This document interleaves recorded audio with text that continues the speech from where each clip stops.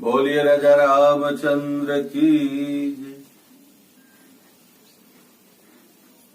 जय। ये कली काल चल रहा है और इस कली काल में जब कली का आगमन होता है तो धर्म भागने लगता है।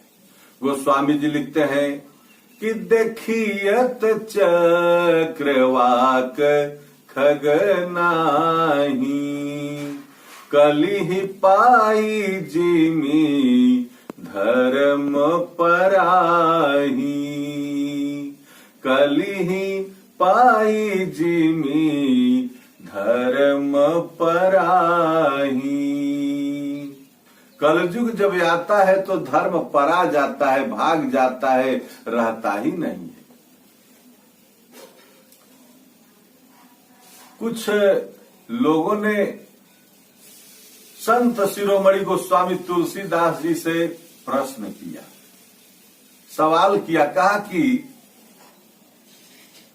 गोस्वामी जी आप तो मानस में लिखे कि कलयुग आएगा तो धर्म परा जाएगा, लेकिन ये कली काल चल रहा है और कली काल में हर मंदिरों में भीड़ चल रही है।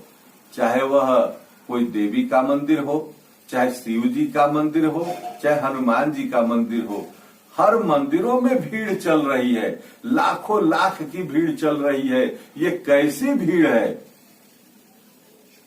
तब गोस्वामी जी ने कहा कि जानते हैं ये कैसी भीड़ है? ये तामसी भक्तों की भीड़ है। तामसी भक्ति करने वालों की भीड़ है। यहां सात्विक भक्ति करने वालों की भीड़ नहीं है। तामस भगति करही नर, जप तप व्रत मख दान, देवन बरसही धरणी, बुए न जामहि धान। तामस भक्ति करही नर, ये तामसी भक्ति करने वालों की भीड़ चल रही है। तामसी भक्त कैसे होते हैं? ये पाप प्रिय होते हैं। इनमें सहयोगात्मक भावना नहीं रह जाती है। सहज पाप प्रिय मानस देखे, मानस में भगवान की शरण में विभीषण जी आए हैं और अपनी बात कह रहे हैं कि हे प्रभु, मैं तामस शरीर का हूं। सहज पाप प्रिय तामस देहा, जथा उलू कहीं तम पर नेहा। हे प्रभु, मैं तामसी हूं और तामसी का सहज स्वभाव होता है पाप प्रिय होना। जैसे उल्लू को अंधेरे से प्रेम होता है, उसी तरह से तामसी को पाप प्रिय होता है। तो ये जितने भी भक्तों की भीड़ चल रही है ये पाप प्रिय है।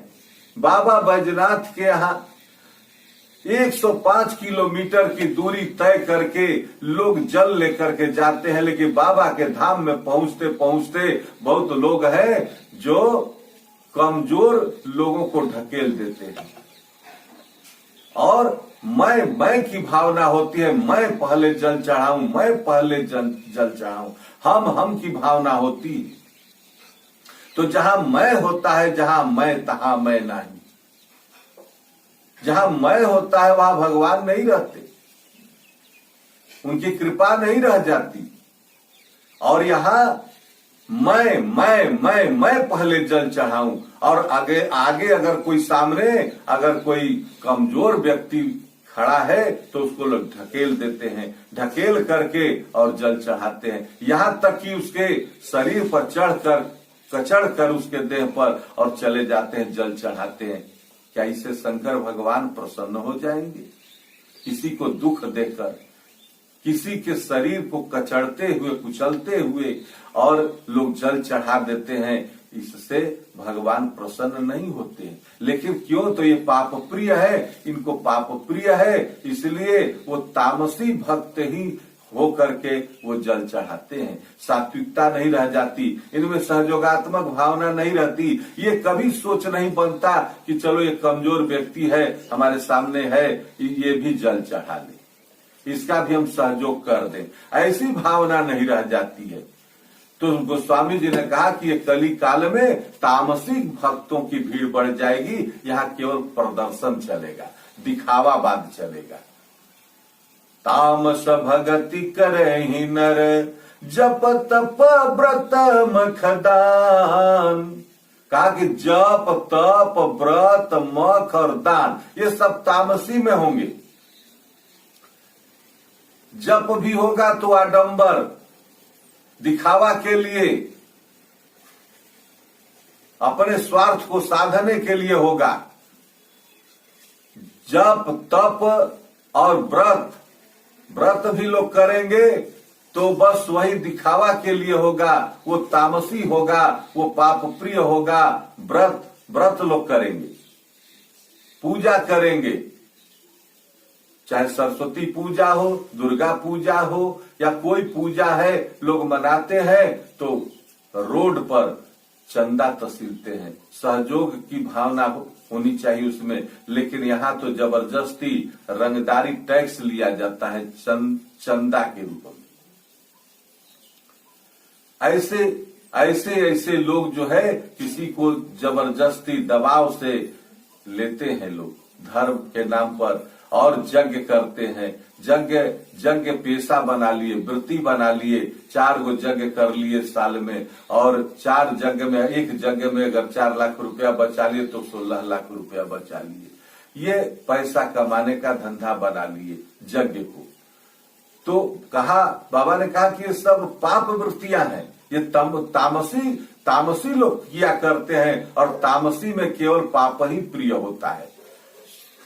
जप तप व्रत मख दान भी होता है तो वैसे ही जबरदस्ती, प्रेम से नहीं, सहयोग से नहीं।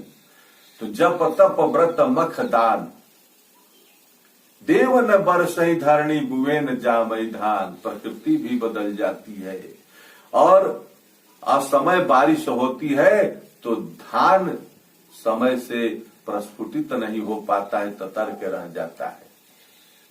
इस तरह से कली युग का प्रभाव चलेगा। बोलिए राजा रामचंद्र की।